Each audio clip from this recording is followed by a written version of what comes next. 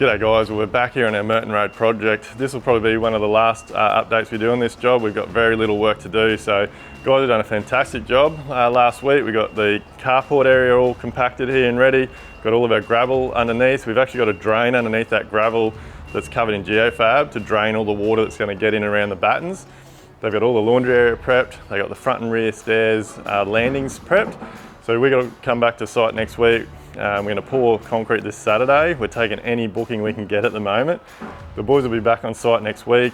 We'll build the front and rear stairs, and then we're just waiting for the neighbour to do some works down the boundary so that we can come back and prep the driveway, and then we're all done on this job. So yeah, it's been a great little job in and out, and can't wait to see it finished so the owners can get their plans sealed so they can complete their subdivision, and then we'll look to see what we're going to do in the future to the block of land out the back.